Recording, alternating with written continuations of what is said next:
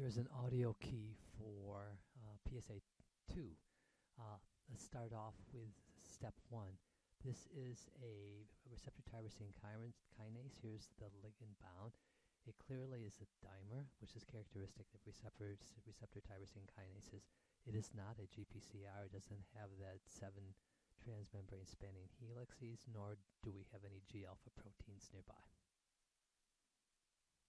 Number 2 is a protein that binds to the cytoplasmic domain of the RTK, the receptor tyrosine kinase, which has autophosphorylated itself. So this is probably a docking protein, binds to essentially the phosphotyrosine residue, and allows interactions with other proteins to assemble signaling complexes at the membrane. This is number 3 is a kinase. You can tell from its coloring. It's PI3K, and it's phosphatidylinositol trisphosphate kinase. You don't have to know the name, but I think it's clear from this that this enzyme actually interacts with substrate 4, which is PIP2. It's clearly a phospholipid in the membrane and phosphorylating it. So number 3 is a lipid kinase.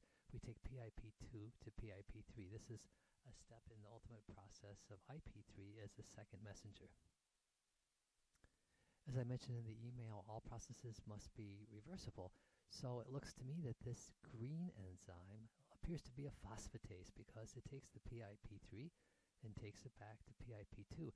Notice this PIP3 is still a phospholipid, so it's going to stay in the membrane. So these are both phospholipids that stay in the membrane. This reverses it, so that's the phosphatase. 6 is the signal that's generated by essentially the kinase PI3K. PIP3, in which is, again, it's in the membrane, and what's going to happen is that is going to bind AKT. So AKT is actually recruited to the membrane because this PIP3 has to stay in the membrane as a phospholipid. And obviously the AKT2 is a kinase. 8 is actually another enzyme, PDK1. It's obviously activated by this lipid PIP3, which is still resident in the membrane.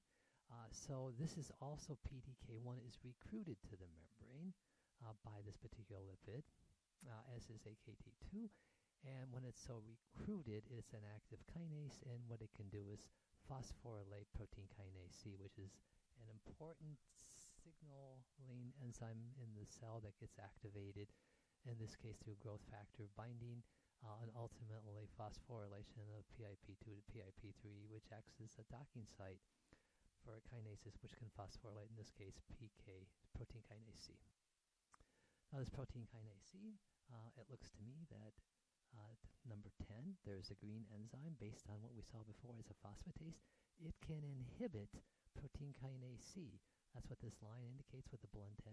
So it inhibits it, presumably. It's just been activated by phosphorylation by a kinase.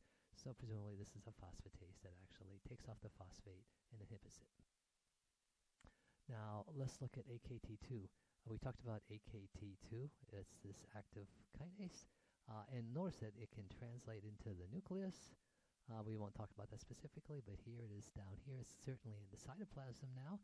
And it has all kinds of activity. This is a kinase itself, and apparently it can phosphorylate this molecule GSK3. That's what kinases do. But notice in this case, this GSK3 is inhibited on phosphorylation, so that would make this enzyme inactive. Enzyme number 3, when AKT is active, GSK3 is inhibited. Now, for number 12, the normal function of an active GSK3 is to inhibit glycogen synthase. But it turns out AKT2, by phosphorylating it, inhibited it, so it's no longer active, so it can no longer inhibit GS. So actively, glycogen synthase is active. And of course, in the presence of insulin, which signals the well-fed state, you would want to synthesize glycogen, which is simply a polymer of glucose. Notice as well that the GSK would ordinarily phosphated enzyme required for fatty acid synthesis. In the presence of insulin, AKT is active, which phosphorylates this enzyme and inhibits it, so it cannot carry out this inhibitory function. So we're going to see that in the presence of insulin, the well-fed state, we're actually going to get activation of glycogen synthesis and fatty acid synthesis. Now look at 13. This is a protein that we studied in the workbook, a sterile recognition response element binding protein. And if we trace that back, it's been actually phosphorylated by AKT, was in the cytoplasm, then translocates into the nucleus, and of course we follow that that is actually a transcription factor that will initiate gene transcription. In fact, all these blue proteins down here in the nucleus, they're not enzymes but transcription factors. 14, mTORC1. It's complex, and I stated explicitly in the question that it's a kinase. And it turns out when it's active, it can do some things. It can phosphorylate this kinase, which then will lead to protein synthesis. It can also phosphorylate this molecule, and in process inhibiting it. Okay, so this molecule no longer functions. Its normal function is to inhibit this, which would inhibit protein synthesis.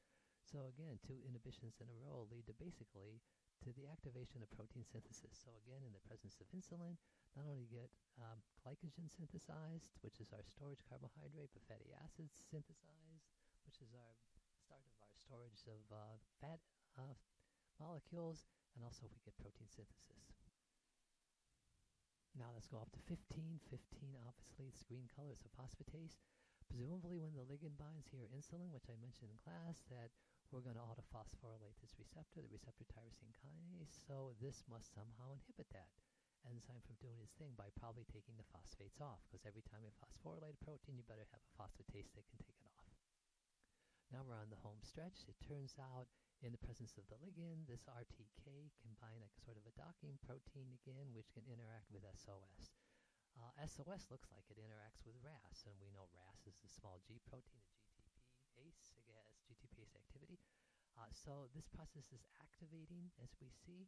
So there's no blend arrows. That means RAS is activated. That means 716 is a GAF. We go down to RAS. It's the small g protein. When GTP bounds, it must activate this particular kinase. Notice we get a string of kinases, kinase, and as I mentioned in class number 20, ERK1 is basically a mitogen-activated protein kinase, MAPK. It's active when it's phosphorylated by an upstream kinase, so we call this number 19 a MAPKK, and CRAF is another kinase even upstream further, so that's a MAPKKK. So we have this classic pathway in which we have growth factor binding, or in this case insulin, to RTK, and through docking proteins activating a GAF, which activates RAS by catalyzing GDP exchange for GTP, which activates MAPKKK down to which activates MAPKK, which activates MAPK, which go into the nucleus and phosphorylate proteins, and